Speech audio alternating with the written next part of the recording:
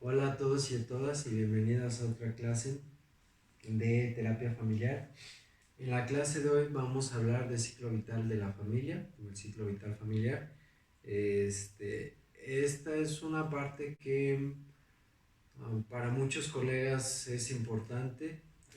Yo con la experiencia considero que no es tan importante. Puede dar cierta guía, pero la realidad es que es un modelo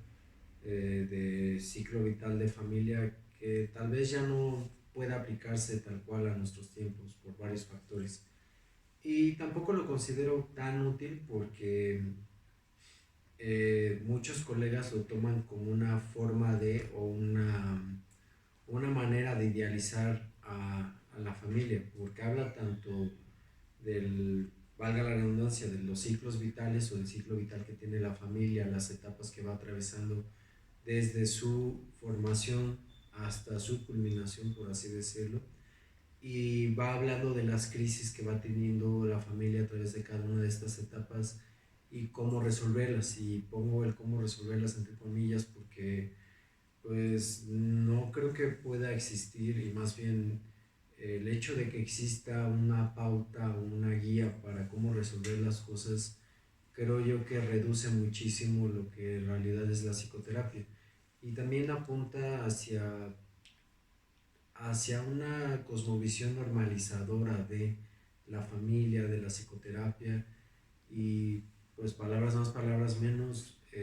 apunta hacia lo que debiera de ser la familia o cómo debe de comportarse. Y creo que eso es un pensamiento pues muy peligroso, porque entonces le estamos quitando libertad a la familia, le estamos quitando libertad al proceso terapéutico y solamente nos estamos volviendo maestros eh, de las familias, o como muchos hacen con sus escuelas de padres, decirle a los padres qué tienen que hacer o qué no tienen que hacer, sin tomar en cuenta cómo son ellos y lo que pueden o no pueden hacer en realidad. Y más aún, tomar en cuenta que las expectativas que tenemos de familia muchas veces no es algo que tenga que cumplir las familias, muchas veces es algo que ni siquiera pueden, es algo que no quieren, y el hecho de que no lo hagan o no lo quieran, pues no está mal, es simplemente otra forma de vivir. Y creo que es importante que como terapeutas tomemos en cuenta que es importante respetar eso. Y sin embargo, con todo esto que les estoy diciendo, les quiero dar este tema de ciclo vital familiar porque tal vez les pueda dar algún tipo de ayuda, les pueda dar algún tipo de, por así decirlo, de sustento teórico para que ustedes puedan encarar de mejor forma algunas situaciones. Pero les repito, por favor no tomen esta información como algo que debe de ser o algo que tiene que pasar. No se dediquen a decirle a las familias o a las parejas qué tienen que hacer o qué no hacer dependiendo de la etapa en la que estén. Primero escuchen la situación de la pareja o de la familia, y después de escuchar podrán ustedes decidir si de verdad pueden hacer algo en cuanto a algo concreto, o a lo mejor si ustedes piensan en tareas o ustedes llevan así su clínica, podrán descubrir si pueden dejar alguna tarea en realidad o pueden idear algún tipo de tarea, o descubrir que tal vez no. Pero eso no quiere decir que el proceso del terapeuta se vea obstaculizado, al contrario, a veces cuando no se pueden dejar tareas o no se pueden hacer intervenciones prácticas como muchos quisieran, a veces lo que queda es preguntar, a veces lo que queda es decir, a veces lo que queda es usar una metáfora, una analogía, cualquier otro tipo de técnica, otro tipo de intervención. Recuerden que lo importante en psicoterapia no es resolver, sino que la intervención sirve para causar movimientos, para causar olas, no para resolver. Eso es lo verdaderamente importante. Entonces, para iniciar ya tal cual con el tema, el ciclo vital familiar es un concepto que fue desarrollado por Carter y por McGoldrick. Y esta propuesta que ellos hicieron se volvió hasta cierto punto referente y fue avalada por muchas escuelas de psicoterapia. Creo que si ustedes ya conocen algo de terapia familiar o conocen de algunas escuelas, toman este parámetro del ciclo vital de la familia para ir haciendo sus intervenciones. En especial cuando la pareja ya tiene hijos, entonces van ubicando la edad de los hijos para saber o para tratar de tener en cuenta cuáles son las problemáticas que tiene la familia.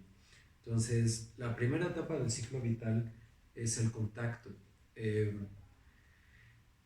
Otra pequeña acotación, el ciclo vital de la familia prácticamente está relacionado con el ciclo vital de la pareja, es prácticamente lo mismo. Eh,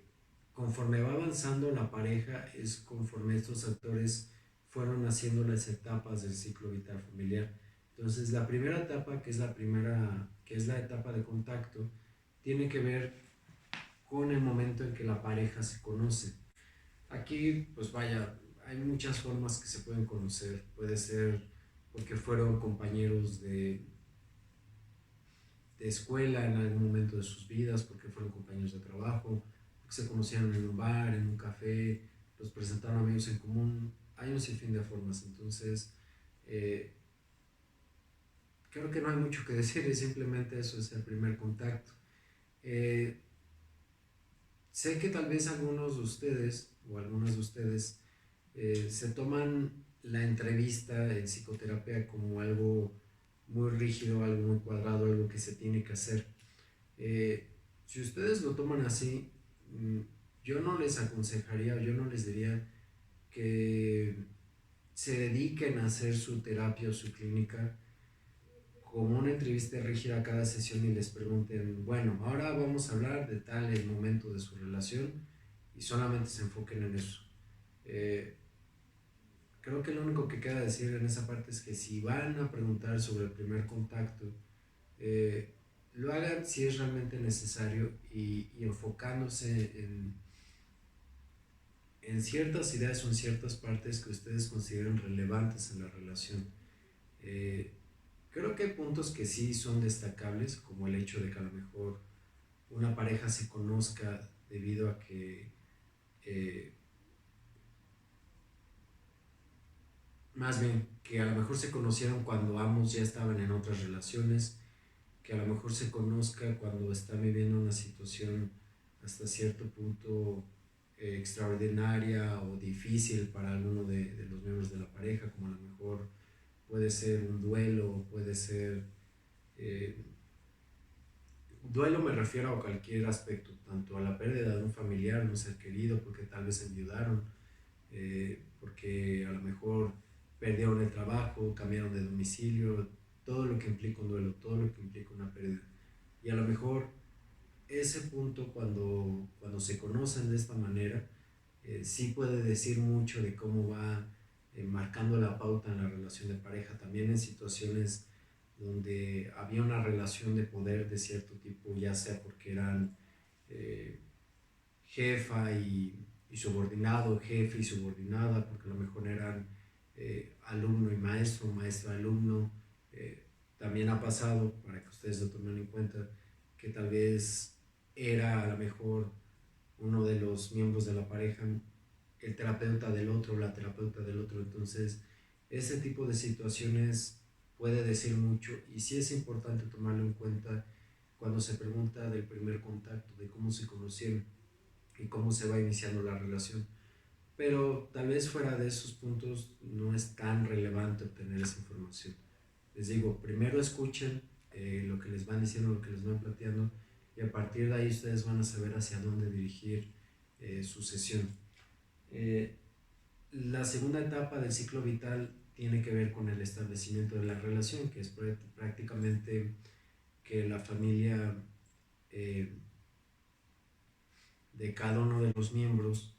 vaya dando el reconocimiento de que ya son pareja como tal. Eh, Ahora les digo, esto con el paso de los años a lo mejor no aplica de la misma forma, porque ahora existen muchas parejas que no es necesario que tengan que declararse o volverse novios de manera oficial para decir que ya se estableció una relación.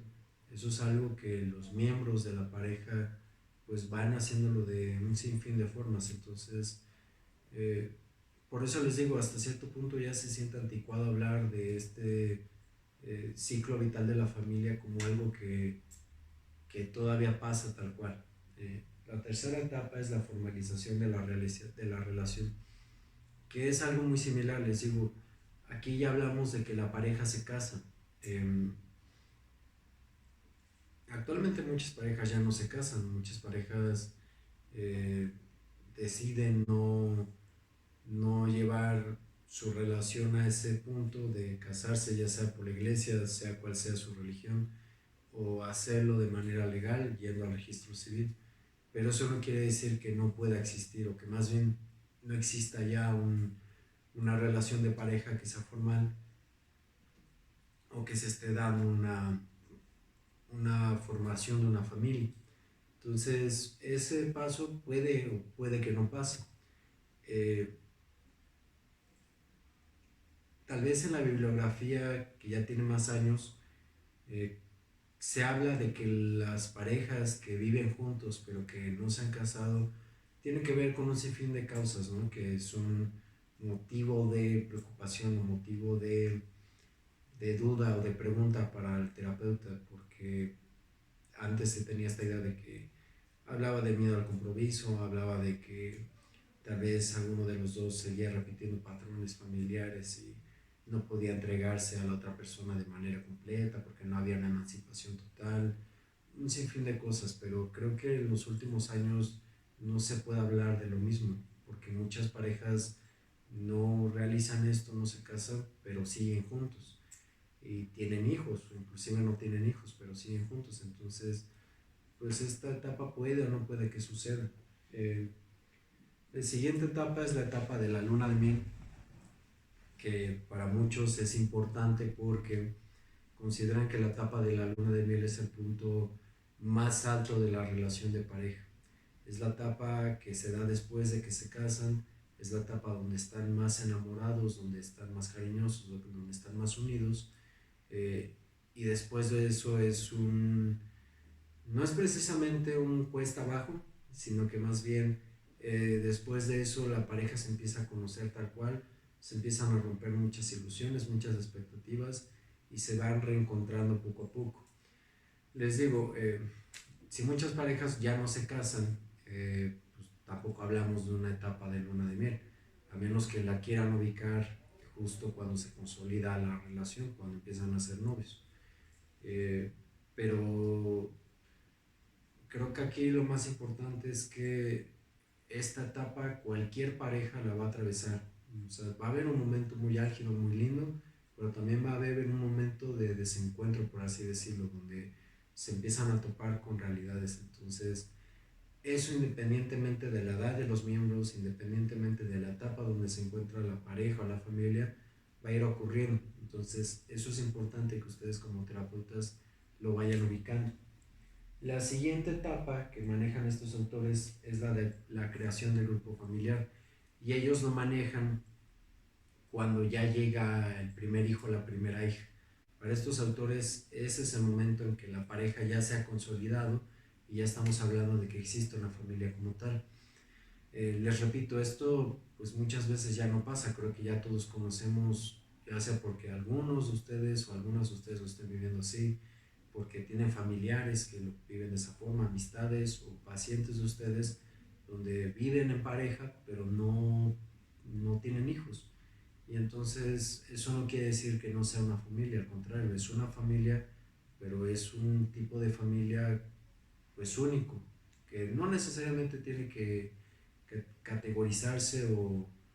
y mucho menos entrar a un prejuicio de qué es bueno, qué es malo, de qué debiera ser la familia. La realidad es que no tiene que ser así.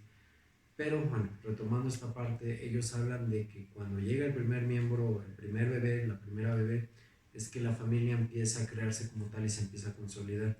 Y entonces a partir de ahí se empieza a generar otra clasificación del ciclo vital de la familia, donde se habla de las dificultades de tener eh, un bebé y cuáles son, por así decirlo, las crisis que se viven, que tiene que ver con el hecho de que cuando llega el bebé, la pareja se empieza a separar hasta cierto punto porque el bebé empieza a demandar mayor atención de cada uno de los miembros de la familia. Eh, También se empieza a ver cómo eh, la relación de pareja se empieza a separar por esta misma situación y entonces empiezan a haber crisis durante la pareja, empiezan a haber estos problemas de distanciamiento, empiezan a haber a lo mejor cuestiones de peleas, porque no se pueden poner de acuerdo en cómo criar al niño, también empiezan a haber confrontaciones por su cosmovisión, porque a lo mejor cada quien tiene su forma de criar a los hijos, que puede ser incluso hasta opuesta como la que tiene la otra persona. Eh, También puede haber una situación, o más bien es común ver que en esta etapa puedan llegar a haber infidelidades, porque debido a este distanciamiento cada uno de los miembros de la familia, de la pareja, empieza a ver a alguien más o solamente a alguno de ellos, por lo general puede ser el hombre. Entonces, la llegada de un niño empieza a generar muchos cambios y muchas crisis en la familia y en la pareja. Y a lo mejor esta etapa se puede extender un poco más si es que la familia tiene hijos eh, con un intervalo de tiempo corto. A lo mejor tienen un bebé y a los 2 o 3 años tienen otro, y a lo mejor pasan otros 2 o 3 años y tienen otro. Ahora eh, es común ver que la familia tiene cada vez menos hijos. Muchas veces las parejas ya no tienen hijos, y los que llegan a tener ya solamente tienen un bebé y a lo máximo dos, porque tomemos en cuenta también las circunstancias en las que vivimos. Antes el costo de vida no era tan elevado. Ahora el costo de vida de una sola persona es muy elevado, y mantener una familia es algo muy difícil. Entonces, muchas familias no pueden, aunque quisieran, tener más de un hijo, porque no pueden absorber todos los costos, porque las dos personas, los dos miembros de la pareja tal vez ya trabajan y no tienen tiempo, y a lo mejor están pidiendo la ayuda a sus padres, en este caso ya serían abuelos, pero también ellos a lo mejor no pueden apoyar tanto como quisieran. Entonces hay muchas circunstancias en esta parte que impide que la familia crezca tanto como antes. Y sin embargo, puede que, les digo, como puede llegar 2 o 3 niños seguidos, relativamente seguidos, esta etapa donde los niños llegan, valga la redundancia, se extiende bastante, y entonces estas crisis o estas dificultades se pueden extender junto con esta parte. Ahora, lo que los eh, autores y muchas escuelas proponen en esta etapa es ayudar a los padres a ir entendiendo a sus hijos, a encontrar maneras de enfrentar las situaciones económicas. Pero eso suena muy fácil decirlo, y también suena muy fácil decir, bueno, yo como terapeuta recuerdo cómo me criaron a mí, o lo que he hablado con mis colegas, y entonces voy a decirles qué es lo que tienen que hacer. Eh, pero muchas veces los pacientes o no pueden o no quieren o no empatan con las mismas ideas o valores del terapeuta. Entonces es importante ahí, como les decía, detenerse y escuchar qué es lo que pasa en realidad, para ver de qué manera se puede ayudar. Y después de esa etapa, ya empezamos a hablar de una etapa de niños en edad escolar, niños que empiezan a entrar al kinder, a la primaria, que se extiende hasta los 12 años, que es prácticamente desde los 3 4 años hasta los 12. Y entonces aquí se habla de que la familia empieza a expandirse socialmente, porque el cuidado de los hijos no pasa solamente a ser responsabilidad de los padres y de los abuelos o de los abuelos, sino que también empieza a entrar la escuela, los maestros, las maestras, los compañeritos, los padres de los otros niños con los que se van relacionando los hijos de la familia. Y entonces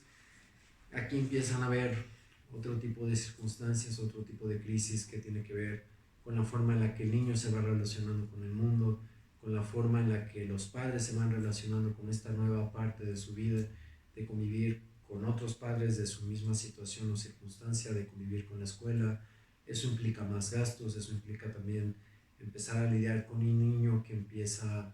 bueno, que para esa etapa ya se espera que está hablando, pero que también empieza a descubrir el mundo y que empieza a enfrentar sus propias crisis y situaciones que tienen que ver con las etapas del desarrollo psicosexual que hablaba Freud. Es un niño que ya está empezando a diferenciarse de papá, de mamá, que está atravesando un proceso donde se va descubriendo a sí mismo o a sí misma a través del cuerpo, que tiene que ver con lo biológico, que tiene que ver con la satisfacción de sus necesidades, que tiene que ver con lo sexual, que tiene que ver con una identificación con el padre, con la madre y con una diferenciación al mismo tiempo. Entonces es una etapa muy, muy compleja.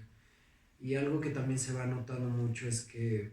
eh, o lo que muchos autores dicen es que dependiendo de cómo la pareja va saliendo de cada una de las etapas, se van distanciando o se van acercando. Y muchos dicen que los hijos generan una distancia muy tremenda en la pareja. Entonces, eh, así como los hijos pueden mantener a una pareja unida, también lo pueden separar, pero no es que sean los hijos. Muchas veces los padres toman de pretexto a los hijos. Pero bueno, eso es como a grandes rasgos lo que pasa en esta etapa eh, del ciclo vital de la familia. Y también hay como esta idea donde eh, hay que decirle a los padres qué es lo que tienen que hacer, qué no tienen que hacer con los niños. Les digo, yo no voy de acuerdo con esta forma de hacer terapia. Es una cuestión de ir escuchando qué es lo que va pasando con cada uno de ellos. En mi experiencia yo les puedo decir que a los padres que he tenido aquí en consulta y que están atravesando esa etapa, eh, viven una etapa muy difícil, una etapa muy dura, porque para los padres representa una pérdida de muchas cosas, representa una pérdida económica tremenda, pero también representa una pérdida de tiempo, representa una pérdida de su libertad, de su individualidad, también representa hasta cierto punto una confrontación entre su propio mundo, su mundo de su niñez, porque al tener niños pequeños se ven reflejados muchas veces y, y se van confrontando también con el mundo de su hijo, que está empezando a desarrollarse tal cual. Y creo que los padres en esta etapa y también en la anterior, pero en esta yo veo que se acentúa más, empiezan a lidiar con muchos tabús, y en especial las mujeres, sobre la paternidad y la maternidad. Eh, yo no sé si ya lo había dicho antes, pero yo soy mexicano, yo vivo en México, en Puebla, y aquí en México hay un tabú de la maternidad que es muy duro, que es muy fuerte y que prácticamente tiene que ver con el hecho de que ser madre es lo mejor que le puede pasar a muchas mujeres, o es lo deseado, lo esperado. Pero la realidad es que no es así. Muchas veces,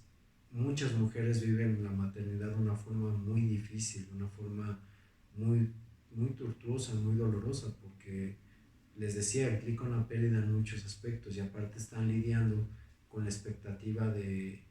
sus propias familias, de la sociedad, de sus compañeros, de sus amistades, de cómo tiene que ser como mujer. Y cuando uno como terapeuta deja de lado esos tabús y se pone a escuchar, uno escucha que muchas personas en realidad no están nada contentas con ser madres o padres, en realidad están muy arrepentidas de ser madres o de ser padres. Pero el hecho de que uno les pueda permitir esa expresión y de que puedan decir todo eso, les va dando alivio, les va dando eh, un espacio para poder encontrarse consigo mismas y consigo mismos, y eso también les permite replantearse el cómo pueden hacerle frente a su paternidad o a su maternidad. Por eso les digo, esta idea de decirles qué tienen que hacer y qué no hacer es lo peor que uno puede eh, hacer en psicoterapia, es de las peores cosas. Pero prácticamente y a grosso modo eso es lo que va pasando en esta etapa del ciclo vital. La siguiente etapa del ciclo vital es la etapa de hijos adolescentes, que prácticamente va con la adolescencia, a lo mejor desde los 12, 13 años hasta los 18 años. Y aquí las crisis son, por así decirlo, eh, más concretas, más visualizadas, más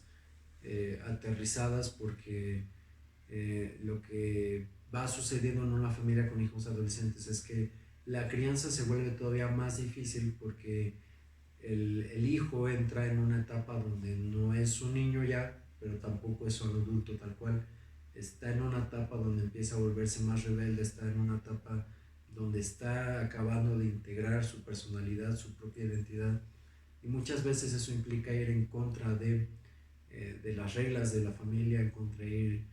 implica ir en contra de las reglas de la escuela, de la sociedad como tal, implica a lo mejor empezar a distanciarse de la familia, y muchas veces esto es algo de lo que casi no se habla, pero eh, también lo que yo he notado en la consulta es que la mayoría de los padres, y no es que todos los padres, tienen muchas expectativas con respecto a sus hijos, de qué quieren que hagan como profesionales, qué es lo que quieren que hagan en su vida personal, cómo manejarse, qué pensar, qué decir, eh, cómo llevar su vida ante la religión, inclusive hasta cómo desenvolverse con respecto a la música o al entretenimiento, a las artes que viven. Y, y en la adolescencia es cuando se dan cuenta que sus hijos no están cumpliendo sus expectativas o que no quieren cumplirlas. Y también es la etapa donde los hijos se dan cuenta que no quieren cumplir las expectativas de sus padres. Y entonces empiezan a haber muchos enfrentamientos, muchas peleas por esta situación. También es común escuchar y encontrarse a familias donde al tener hijos en esta etapa y al tener todas estas dificultades, eh, van lidiando con situaciones de consumo de sustancias, de alcohol, de drogas, eh, por cualquier situación. También es la etapa donde se empieza a hablar más de sexualidad, donde se habla menos de sexualidad, y ambas situaciones tienen sus repercusiones. Es cuando también eh, los adolescentes empiezan a experimentar en esta cuestión de su sexualidad. Eh, y también es la etapa donde empiezan a establecer el adolescente por su cuenta un mayor contacto con el mundo social, un mayor contacto con el mundo exterior,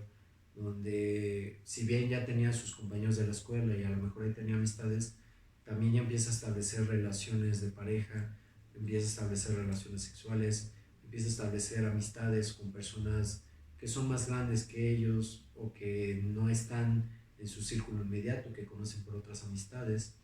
Y entonces esto también genera un choque muy grande en la familia. Antes de que se me olvide, también es importante recalcar que no solo en esta etapa, sino que también en las etapas anteriores se pueden hablar, o más bien suceden situaciones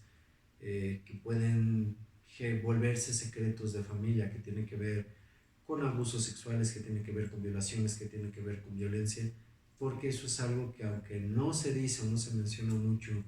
ni en la bibliografía, ni en las escuelas, es algo que ocurre muy a menudo y que cuando uno solamente se centra en hacer terapia según los libros, según los modelos, según lo que dice el autor, son detalles que uno no puede cachar y sin embargo tienen un impacto tremendo en la familia y en cada uno de los individuos. Entonces, por eso, más allá de tener como las pautas, primero pónganse a escuchar qué es lo que sucede. Y regresando al tema, prácticamente eso es lo que va sucediendo en la etapa de hijos adolescentes. Entonces, lo que recomiendan muchos colegas es que en esta etapa es cuando los hijos necesitan ser más escuchados y entonces es donde vemos a muchos colegas donde ponen a los padres enfrente de los hijos y les piden que hablen y entonces eh, prácticamente se vuelven unos mediadores, ¿no? Y prácticamente buscan la manera de evitar que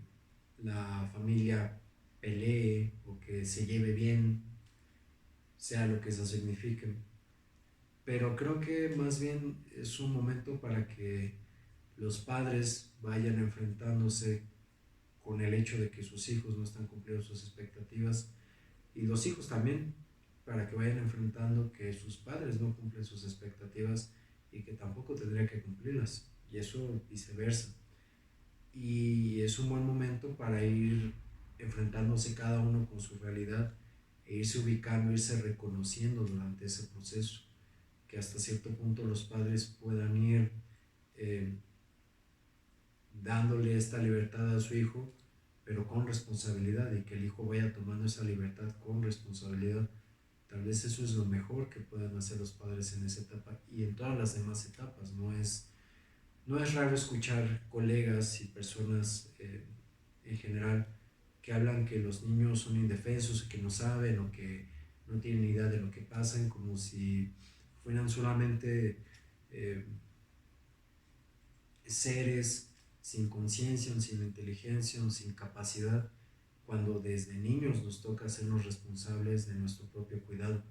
Y eso es algo que muchos no tienen presente. Pero bueno,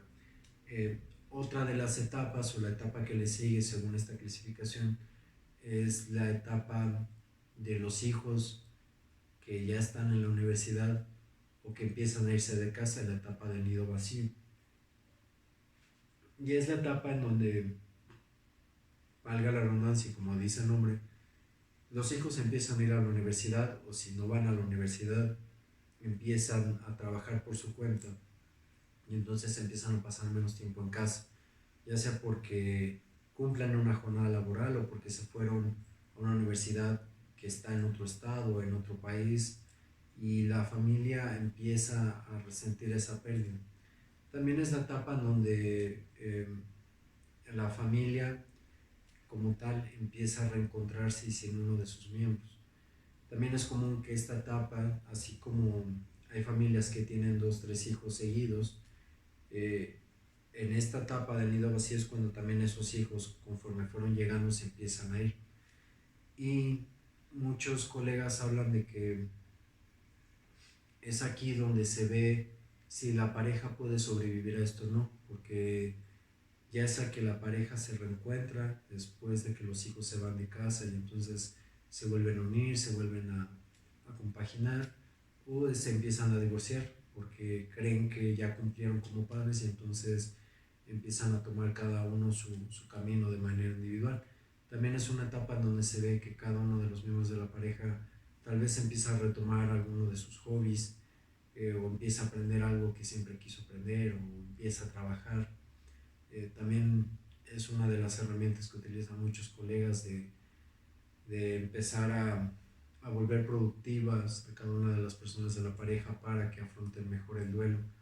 Eh, Sin embargo, sí, o sea, creo que sí el hecho de volver a reencontrarse con uno misma o con uno mismo es importante. eh, de hecho es vital para cada quien, pero a veces eso implica quedarse quieto, quedarse quieta y escucharse y empezar a enfrentar eso que uno solamente puede enfrentar en soledad y no solamente atiborrarse de actividades, porque atiborrarse de actividades pues es solamente evadir lo que uno está sintiendo. Entonces sí es una etapa crucial porque implica de nuevo una pérdida. Y vaya, después de esas etapas que vienen en esta, más bien esas subetapas que vienen en esta etapa, viene la última etapa que proponen estos autores, que es la de la segunda pareja.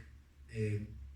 si después de haber sobrevivido el nido vacío, y sobrevivido suena dramático, pero para algunas parejas es así, porque tal vez el proceso de que los hijos se van puede ser muy difícil, y del divorcio que puede venir puede ser muy difícil, o puede ser hasta inminente para algunos. Algunas parejas pues se mantienen juntas. Y entonces es cuando viene esta etapa donde se reencuentran y donde empiezan a hacer actividades juntos, donde a lo mejor ya están jubilados y con su jubilación empiezan a irse de vacaciones o empiezan a aprender cosas acompañados y empiezan a expandir ahora ellos su círculo social. En las etapas anteriores para muchos es muy difícil poder establecer amistades o salir con sus compañeros de trabajo porque están cuidando a sus hijos o porque tienen que cumplir con ciertas actividades. Entonces aquí es donde vuelven a tener amigos, donde vuelven a entrar a clases, donde a lo mejor acaban la maestría, hacen el doctorado que siempre quisieron hacer y empiezan a expandirse como tal. Entonces, a grandes rasgos, estas son las etapas del ciclo vital que proponen estos autores. Les digo, puede ser una buena pauta, pero una pauta nada más.